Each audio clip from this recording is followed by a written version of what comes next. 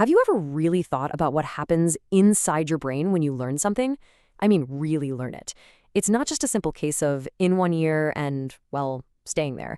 It's actually this incredible, dramatic journey. So today, we're going to follow one little piece of information on its epic quest through the brain to become something you'll never forget. So, what is it? What's the secret sauce that takes a random fact and turns it into lasting knowledge? Well, that's what this is all about. We're going to map out the entire trip, from the very first moment you encounter an idea, all the way to the point where it becomes a permanent part of how you see the world. Okay, let's get into it.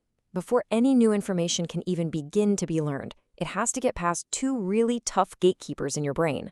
These guys decide what's worth paying attention to and what gets tossed out immediately. So check this out. First up, you've got the RAS, or the reticular activating system. Think of it like the bouncer at an exclusive club. Your senses are flooded with millions of bits of data every second, but the RAS only lets in about 1%, only the stuff that's new, different, or important for your survival. If the information gets past the bouncer, it meets the amygdala. This is the club's manager, the emotional traffic controller, and it decides where that info goes next, all based on how you're feeling. And this is absolutely crucial. Because when a learner feels stressed, fear of being wrong, anxiety about a test, or even just pure boredom, the amygdala freaks out. It sees a threat and it immediately shoves that information down into the lower reactive part of the brain, the survival brain. And when that happens, the gate to the thinking brain, the part you need for actual learning, slams shut. Game over. And this right here is exactly why your mindset is so incredibly powerful. If you have a fixed mindset and believe you're just not smart enough, any real challenge feels like a threat. And boom, the amygdala takes over. But with a growth mindset, you see a challenge as an opportunity to get better. You believe your effort matters. That keeps you calm and open, telling your amygdala, hey, we're cool. Send that information upstairs to the thinking brain. All right, so our little piece of information made it past the guards. It got through the RAS and the amygdala. Now it arrives at the brain's main processing hub for new memories, the hippocampus. This is where the real construction work begins. You know, your brain is not a filing cabinet where it just stores random facts. It's more like a giant, ever-expanding web, and it uses a process called patterning. It takes the new info and immediately tries to hook it onto something you already know. It's like finding the right spot to place a new puzzle piece. This is why it's so helpful to think about what you already know about a topic before you start learning. You're giving the new information a place to stick. But here's the catch, and it's a big one. Just making that first connection isn't enough. If you don't actively do something with that new information, like think about it, talk about it, apply it somehow, that fragile little connection will just dissolve. It disappears in less than a minute. Poof, gone. And that brings us to the most critical part of this whole journey. This is the magic trick, turning that fragile, temporary memory into strong, durable, long-term knowledge. And it all happens thanks to a process called neuroplasticity. You've probably heard this saying before, and it's famous for a reason. It perfectly describes neuroplasticity. Every single time you practice a skill or recall a piece of information, you're making a specific set of brain cells fire in a sequence. The more you do it, the stronger and faster that connection becomes. It's like taking a tiny dirt path in a forest and paving it, widening it, until it becomes a superhighway. So let's be really clear about the difference here. Forming a basic memory is mostly about linking new stuff to old stuff you already know.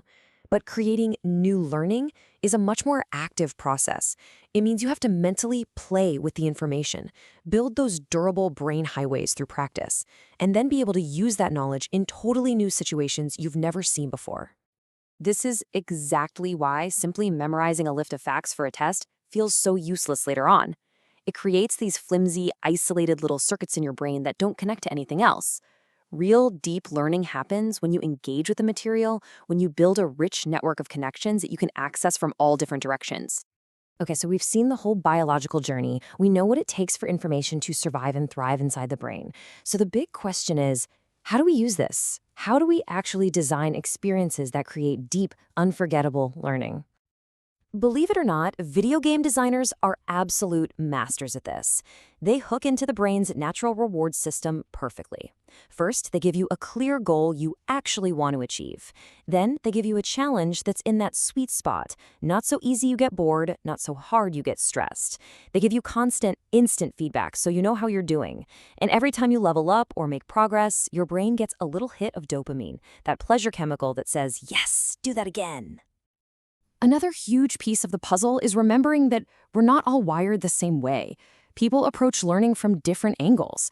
To really make an idea stick for everyone in a room, you've got to be ready to answer 4 very different, very fundamental questions. First, you have the imaginative learners.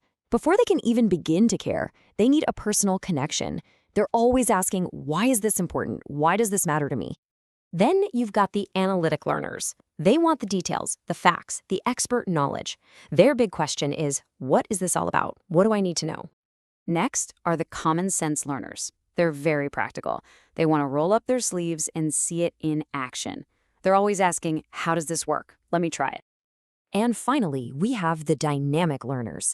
They're the innovators, the creators. They take what they've learned and immediately start wondering, what if? What else can I do with this? What can I create? And this quote just nails it. It perfectly wraps up the entire journey we've been talking about. Caring about something, that's the motivation. That's what gets the information past the brain's gatekeepers. And understanding it, that's the deep processing, the patterning and practice that builds those permanent neural superhighways. In the end, learning isn't some mysterious process. It's biology. And now that we've walked through the entire path, from getting past the filters to being built into a memory and finally being wired into real knowledge, you have the map. You know how it works. So the only question left is, how are you going to use it?